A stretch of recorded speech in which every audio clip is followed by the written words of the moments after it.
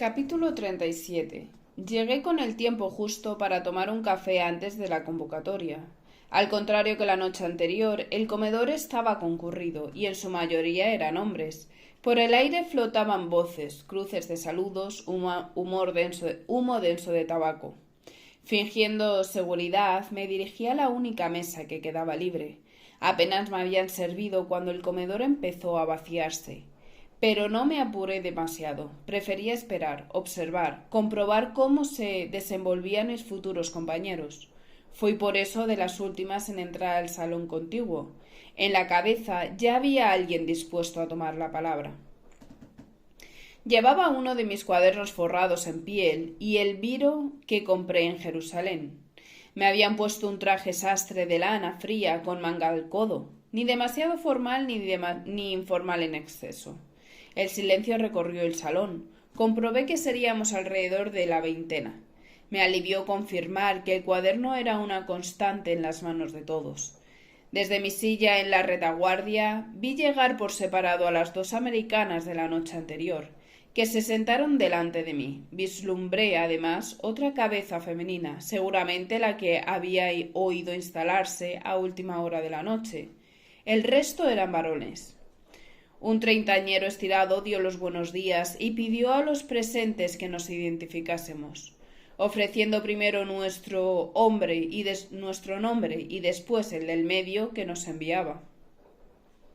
Percibí que algunos lo hacían con rotundidad voluntariosa y otros con un deje de desgana.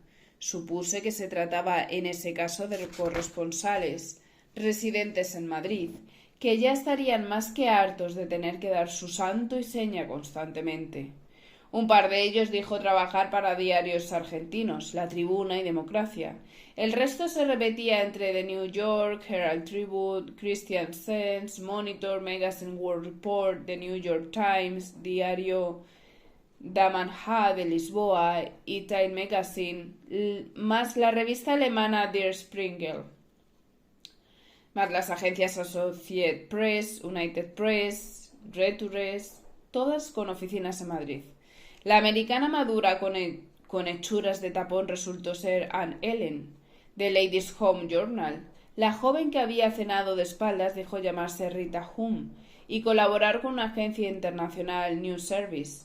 No había representación italiana ni francesa de momento, porque el viaje de Madame Perón continuaría por esos países y allí se vería cubierto in situ.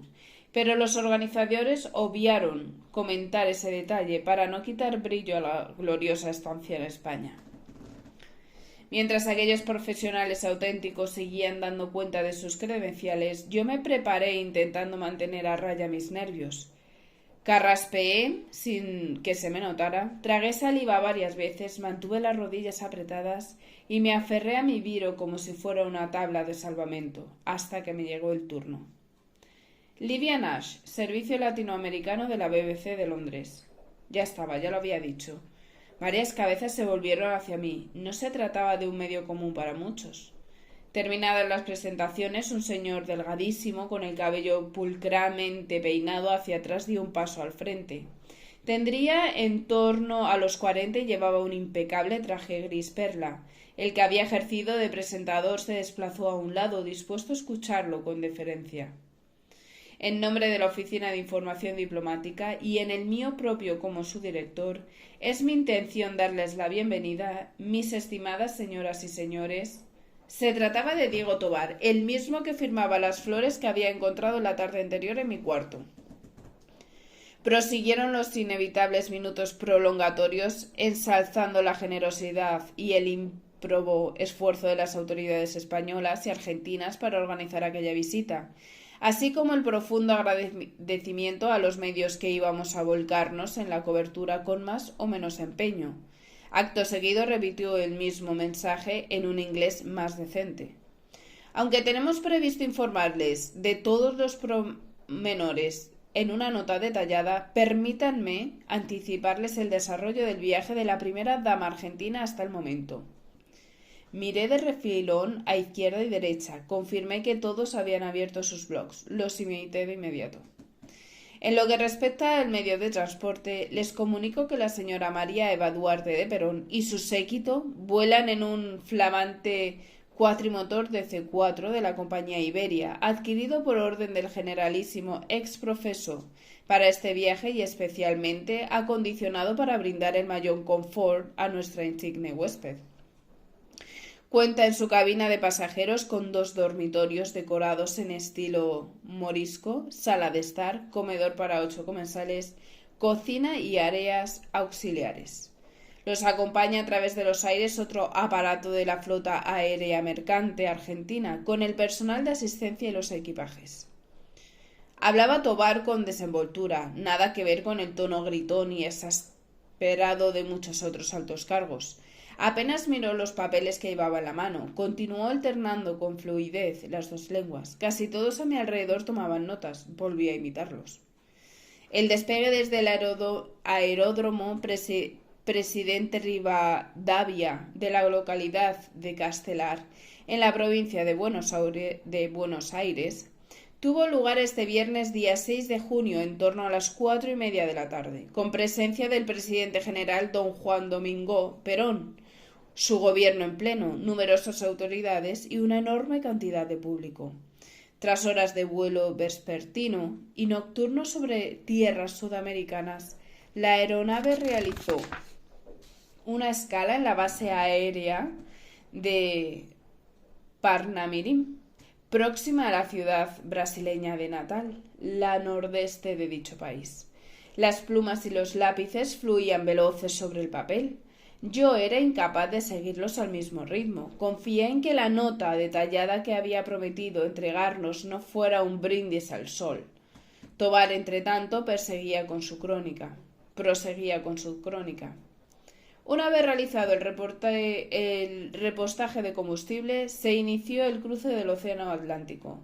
Permítame comentarles, a modo de anécdota, que los viajeros procedieron a brindar con champaña al cruzar el Ecuador, para celebrar el bautismo de aquellos que se estrenaban en tan simbólico instante. Tras casi 12 horas de vuelo transoceánico, el avión tomó tierra en el aeródromo de Villacisneros, costa atlántica del Sáhara español, a las 11:15 de la noche de ayer sábado, después de ser agasajada con una cena de gala en el casino de oficiales y descansar en la residencia del gobernador. La señora Perón y sus acompañantes han reprendido el viaje esta misma mañana, con destino al aeropuerto de Las Palmas de Gran Canaria, donde se espera que aterricen. Hizo una pausa, dobló el codo izquierdo con un gesto elegante y consultó la hora. Dentro de unos 25 minutos aproximadamente. Tras una visita al Cabildo Insular y escuchar la Santa Misa, está previsto que a las 2 de la tarde la comitiva embarque por último rumbo a Madrid, con llegada estimada a las 8:30. Terminó Diego Tobar descendiendo a lo práctico, todo un signo de grata complicidad, que lo hiciera y no dejara lo siguiente en manos de un subalterno.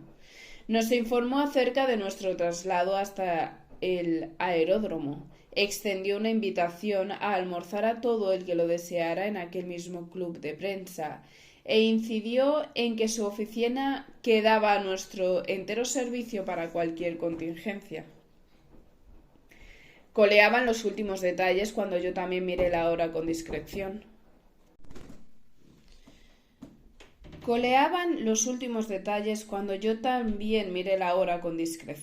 Eran las 11:10. Acababa de anunciarnos que un autobús nos recogería allí mismo a las 5 en punto.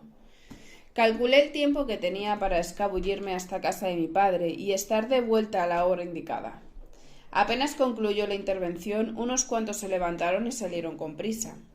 Los 2 argentinos se adelantaron para saludar a Tobar formalmente, mientras otros se quedaban hablando entre ellos, o rezagados en sus sillas, volcados en sus notas.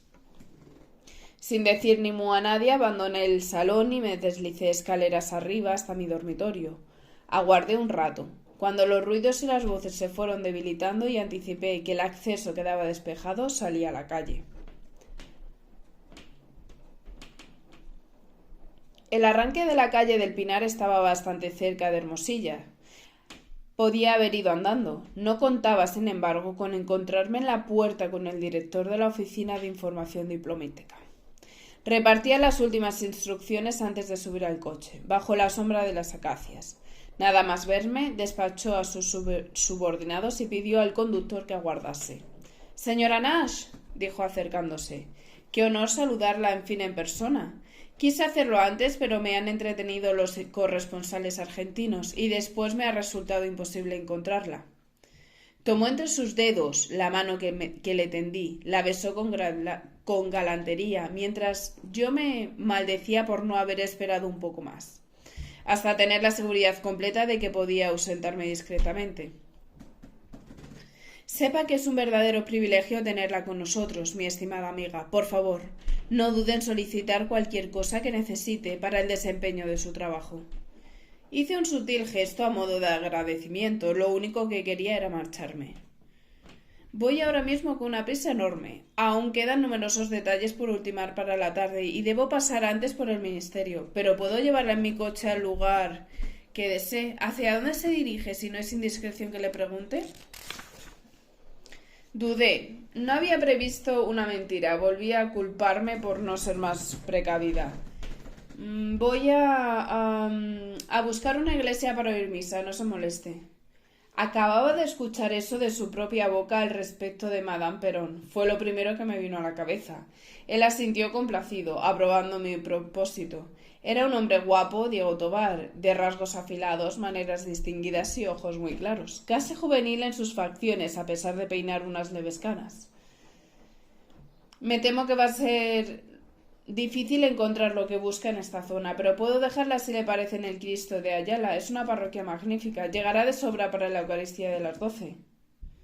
Recordé que Ayala era paralela a Hermosilla y acepté sin dudarlo.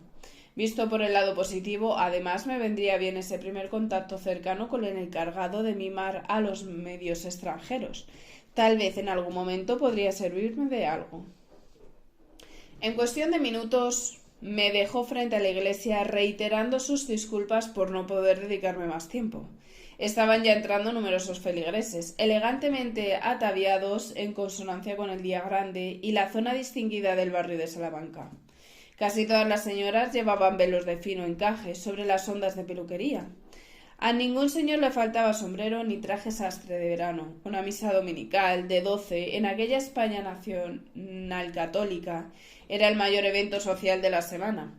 Lo seguí con aparente fervor. Me senté en uno de los últimos bancos. En cuanto el sacerdote entonó su In nomine Patris, et Filii, et Spiritus Sancti, emprendí el vuelo.